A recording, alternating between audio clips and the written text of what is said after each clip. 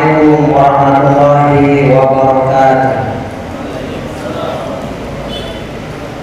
Innal hamdalillah nahmaduhu wa nasta'inuhu wa nastaghfiruh wa na'udzu billahi min shururi anfusina wa min sayyiati a'malina. Man yahdihillahu fala mudilla lahu wa man yudlil fala hadiya lahu. Asyhadu an la ilaha illallah wahdahu la syarika lahu wa asyhadu anna Muhammadan abduhu wa rasuluh.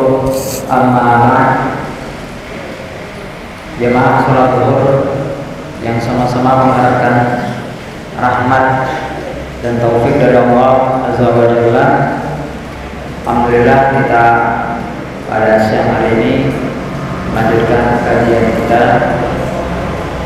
Kita masuk di bab baru ya. Pindah dari bab zuhur. Sekarang adalah bab keutamaan lapar. Keutamaan lapar. Qala al-mu'allif rahimahullahu ta'ala nafa'allahu bi'ulumihi amin.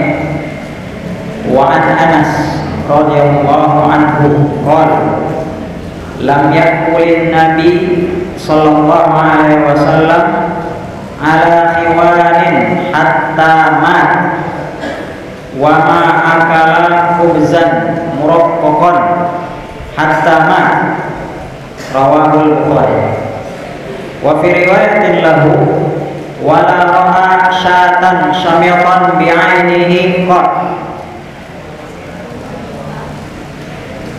Anas radhiyallahu anhu meriwayatkan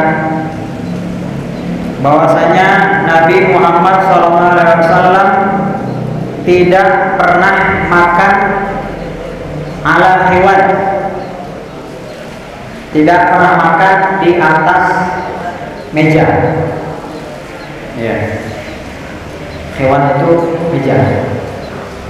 Sampai Nabi wafat. Jadi tidak pernah sama sekali Nabi makan di atas meja makan. Selanjutnya juga Nabi tidak pernah makan roti yang dihaluskan sampai wafat. Nah, ini diriwayatkan oleh Imam Bukhari. Riwayat lain bahwasanya Nabi tidak pernah melihat kambing bakar. Apa kalau kita ke kambing dikulitin terus dibakar, kambing guling? Tidak pernah melihatnya. Nah, di sini ada 3 hal yang merupakan kebiasaan Nabi SAW yang bisa menjadi pedoman bagi kita dalam keseharian kita, terutama tentang makan. Apa itu? Di sini bahwasanya Nabi tidak pernah makan di atas meja makan. Nah, jadi Nabi makannya di mana? Nah, ketika Qatadah ditanya, lalu makannya bagaimana? Alas suproh ya. Apa suproh? Alas yang dibentangkan di bawah. Nah, kalau kita Indonesia tikar ya, makan di bawah tikar, makan bareng sama keluarga gitu kan. Nah, kalau kita misalnya di ruang tamu sini ada tamu, nah itu ada alas misalnya, seperti itu. Jadi Nabi makannya duduk di bawah. Padahal Nabi kalau kita katakan jabatannya raja, ya kan? Presiden, lebih presiden lagi, khalifah, pemimpin seluruh alam ketika zamannya ya Sayyidul Mursalin. Tapi kebiasaan Nabi dia tidak makan di atas meja. Kebiasaannya tidak seperti kebiasaan para pejabat yang memiliki kedudukan yang mewah. Nah, ini Nabi ya. Padahal kalau Nabi kan megang jabatan, seharusnya dia dapat fasilitas, betul kan? Makanannya makan enak, dihidangkan, mejanya mungkin meja bukan VIP lagi, VVIP, ya kan? Tapi ternyata Nabi makannya duduk di bawah. Begitu juga apa yang dimakan, roti. Rotinya Nabi bukan makan roti yang kelas atas, bukan roti mewah. Di sini roti yang diharuskan atau roti yang tipis, ya. Nah, itu ibaratnya roti yang bagus. Kalau kita roti yang bagus apa? Al-Barokah mewah nggak? Roti Al-Barokah mewah, agak lembut ya. Ya, kalau roti-roti yang di pasar-pasar itu agak kasar mungkin. Nah, ya, jadi begitulah gambarannya ya. Anak kurang paham bagaimana jenis roti yang pernah tinggal di Arab Saudi, gimana Ustaz? Gimana perbedaan di Arab Saudi antara roti-roti kelas atas sama kelas bawah? Hah? Banyak macamnya. Kalau yang murah-murah itu keras. Ah ya, begitulah. Nabi nggak makan roti yang lembut. Ya. Jadi kalau kita misalnya apa yang terkenal di Sukabumi? Oleh ya. Misalnya itu yang bagus atau yang lainnya lah. Yang roti-roti mahal. Nah, biasa kan kalau orang punya jabatan kan nggak mau makan yang murah-murah, maunya yang kelas atas gitu kan. Makanya ternyata Nabi nggak seperti itu. Nah, Nabi yang seperti itu. Kemudian juga Nabi tidak pernah melihat kambing utuh, kambing bakar secara utuh. Ya. Nah, ini yang patut kita contoh.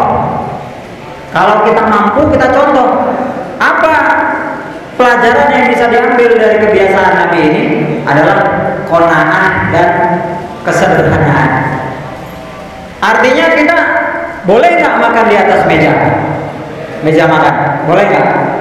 Boleh. Tidak ada larangan. Tidak ada larangan. Boleh nggak kita makan makanan yang mewah?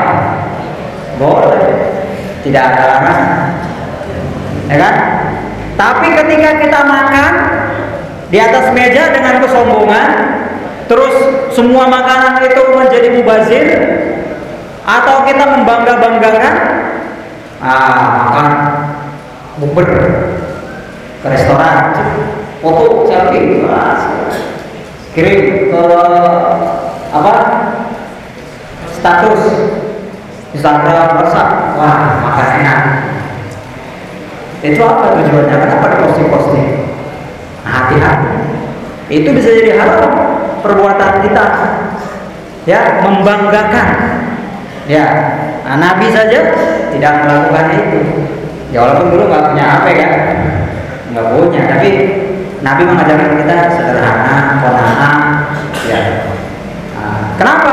Karena Nabi nggak butuh kemewahan itu. Nabi tidak mau menukar akhiratnya dengan dunianya. Maka kita pelajaran yang di sini adalah kalau kita mau dapat kemewahan silahkan, mau menikmatinya silahkan, tapi jangan melupakan dunia. Jangan lupakan akhirat. Sibuk bekerja, ya ingin dapat makanan yang mewah-mewah, nggak puas dengan makanan yang sederhana yang ada di rumah misalnya. Pengen dapat uang banyak, pengen makanan yang enak, makanan yang lezat, makanan yang bermerek, ya kan? Akhirnya melakukan hal-hal yang haram. Ya, dia menggadaikan akhiratnya dengan dunianya, kesenangan di dunia. Padahal di dunia ini ada tempat apa? Tempat ujian, tempat perjuangan. Dunia tempat singgah, tempat kita diuji, diberikan bala oleh Allah Azza wa Jalla. Adapun akhirat, itulah tempat kampus kita. Maka kami siapa yang mampu berusaha seperti Nabi Muhammad SAW, mari kita berusaha. Ya, mari kita berusaha. Cukupkan apa yang ada, ya, dengan apa yang kita punya. Ya, cukupkan dengan apa yang ada. Ya, sesuaikan dengan kebutuhan kita. Sesuaikan dengan kebutuhan kita. Kita butuh pun itu tidak boleh melanggar syariat. apalagi kalau kita tidak butuh.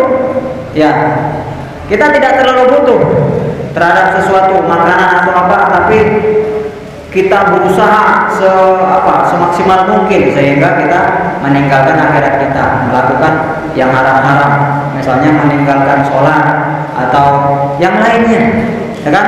Kita misalnya tidak mau berzakat, ya, karena kita ingin puas menghabiskan harta kita, ingin poya-poya. Nah ini yang tentunya dilarang berpoya-poya. Oke, ini mungkin yang bisa kita ambil pelajaran dari Nabi Muhammad SAW, bahwasanya beliau mampu untuk mendapatkan segala-galanya, ya, baik dari hidangan makanan, kemudian jenis makanan, ya, yang bisa beliau makan, tapi beliau memberi contoh yang sederhana. Nah, kalau kita mampu, silakan kita melakukan hal yang sederhana. Tidak boleh, jangan sampai ambil pusing, ya kan? Pusing makanan kok ini aja, pusing kalau kita nggak bisa makan seperti si fulan, makan di restoran, makan di ini itu. Nah ini yang membuat perasaan kita ya, kita gundah gulana. Kenapa? Tidak sadar diri, tidak paham terhadap kemampuan diri, terhadap takdir yang telah diberikan oleh Allah Azza wa Jalla. Betapa indahnya ketika dia bersabar dengan kondisinya dan dia meniatkan mendapatkan ridho dari Allah Azza wa Jalla dengan kesabarannya, dengan kesulitan-kesulitan yang dia hadapi, daripada membayangkan yang tidak dia punya, akhirnya dia menghayal ke sana ke sini yang di sana memunculkan maksiat kepada Allah Azza wa Jalla. Yang pertama, bisa jadi dia tidak syukur, ya, kepada Allah Azza wa Jalla. Yang kedua, bisa jadi dia seolah-olah tidak menerima takdir Allah Azza wa Jalla. Ini yang bisa kita sampaikan. Mudah-mudahan Allah memberikan kepada kita taufiknya menjadi orang-orang yang berusaha mengikuti Nabi dan bukan orang-orang yang ingin berpoya-poya mendapatkan kemewahan. Barakallahu fikum. Subhanallahumma bihamdika asyhadu an la ilaha illa anta astaghfiruka wa atubu ilaik. Assalamualaikum warahmatullahi wabarakatuh.